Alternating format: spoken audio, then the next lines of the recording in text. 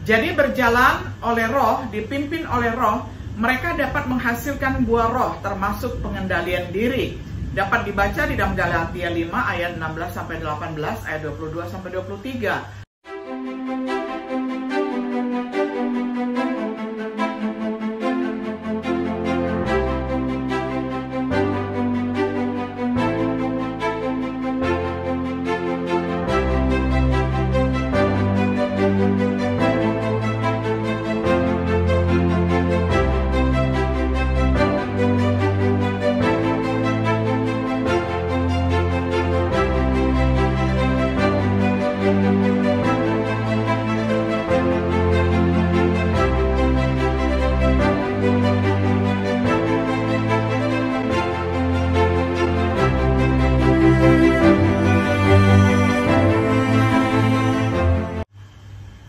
Shalom sahabat Biblika yang dikasih oleh Tuhan. Sungguh senang kita dapat berjumpa kembali di dalam acara refleksi sahabat Biblika. Pada hari ini kita tiba pada episode yang ke-70 di dalam serial pembahasan kitab Kisah Para Rasul dengan tema Kebenaran, Pengendalian Diri, dan Penghakiman. Kita akan membaca firman Tuhan bersama-sama dari Kisah Para Rasul pasal 24 ayat yang ke-25. Saya akan bacakan untuk kita semuanya di dalam terjemahan sederhana Indonesia.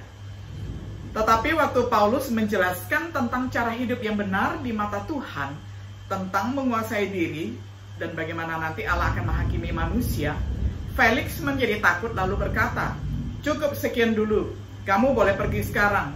Kalau ada kesempatan, saya akan memanggilmu lagi." Sampai semikian jauh pembacaan firman Tuhan dari Kisah Para Rasul pasal 24 ayat yang ke-25. Sahabat Biblika yang dikasihi oleh Tuhan, setelah pembelaan awal Paulus di hadapan Felix, dia memiliki kesempatan lain untuk berbicara dengannya, bersama dengan istrinya Drusilla yang adalah seorang Yahudi, berumur sekitar 16 tahun. Paulus berbicara kepada mereka tentang iman di dalam Kristus. Felix dan Drusilla memiliki riwayat pernikahan yang tercemar oleh pergaulan bebas. Drusilla adalah istri ketiga Felix menurut sejarawan Romawi Suetonius. Drusilla menikahi Azizus, Raja Emesa ataupun dari Suriah pada usia 14 tahun, dan segera setelah itu dia menikahi Felix. Kita diberitahu bahwa Paulus berbicara tentang kebenaran, pengendalian diri, dan penghakiman yang akan datang. Dari surat-surat dan khotbahnya di Kisah Para Rasul, kita dapat menduga apa yang mungkin dikatakan Paulus kepada mereka. Yang pertama tentang kebenaran Allah, yaitu cara Tuhan membuat manusia menjadi benar melalui iman di dalam Yesus Kristus untuk semua yang percaya, karena semua orang telah berdosa dan telah kehilangan kemuliaan Allah, dibenarkan oleh kasih karunia melalui penebusan di dalam Kristus Tuhan. Karena Kristus telah ditetapkan sebagai pendamaian oleh darahnya, Roma 3 ayat 25 menunjukkan kebenaran Allah sendiri sebagai adil dan pembenar. Roma 3 ayat 25-26. Mungkin kemudian Paulus beralasan demikian tentang sistem kebenaran Allah dalam menyelamatkan kita. Kebenaran kita dibenarkan di dalam Kristus menurut kebenaran Allah. Roma 3 ayat 21-26. Dan dalam baptisan kita mati terhadap dosa, agar kita dapat bangkit untuk berjalan dalam hidup yang baru. Roma 6 ayat 1-4. Setelah mati bagi dosa, kita dibebaskan dari dosa, agar kita sekarang dapat hidup bersama Kristus. Roma 6 ayat 5-11. Jadi kita tidak boleh membiarkan dosa menguasai tubuh kita, tetapi membiarkan mereka menjadi alat kebenaran. Roma 6 ayat 12-14. Mungkin kemudian Paulus beralasan bahwa diselamatkan oleh kasih karunia, kita sekarang harus hidup benar bagi Tuhan. Saat Paulus berbicara tentang kebenaran kepada Felix dan Drusilla, kita bisa menduga bahwa hati nurani mereka dibuat gelisah oleh ketidakpedulian mereka terhadap hukum Allah tentang pernikahan. Menurut Maleakhi pasal 2 ayat 14-16. Mungkin bahkan lebih saat dia berbicara. tentang pengendalian diri sebelum pertobatan. Jawab Yesus kepada mereka, "Aku menegaskan kepadamu bahwa perkataanku ini benar. Setiap orang yang berbuat dosa sudah menjadi budak dari dosa yang dia perbuat." Yohanes 8 ayat 34. Hukum dosa mengobarkan perang melawan hukum pikiran seseorang yang mengarah kepada perbudakan. Roma 7 ayat 21 sampai 24. Paulus beralasan bahwa pengendalian diri tidak dapat dicapai oleh orang-orang berdosa di luar Kristus. Setelah pertobatan, di dalam Kristus tidak ada penghukuman dan sekarang ada kebebasan dari dosa. Tetapi hanya untuk mereka yang hidup menurut roh, dengan pikiran yang tertuju kepada roh. Karena jika roh mendiami seseorang, oleh roh mereka dapat mematikan perbuatan daging. Roma 8 ayat 11-14, kemudian Efesus 3 ayat 16, kemudian ayat 20-21. Jadi berjalan oleh roh, dipimpin oleh roh, mereka dapat menghasilkan buah roh termasuk pengendalian diri.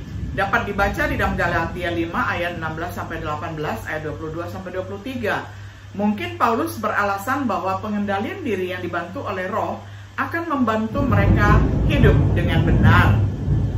Tetapi mengapa Felix dan Drusilla bahkan harus mengkhawatirkan kebenaran dan pengendalian diri? Mungkin Paulus membuatnya sangat jelas ketika dia berbicara kepada mereka. Yang ketiga, tentang pengadilan. Hari pengadilan. Kepada para filsuf, Paulus berbicara tentang perintah Tuhan agar semua manusia bertobat. Kisah Para Rasul 17 ayat 30.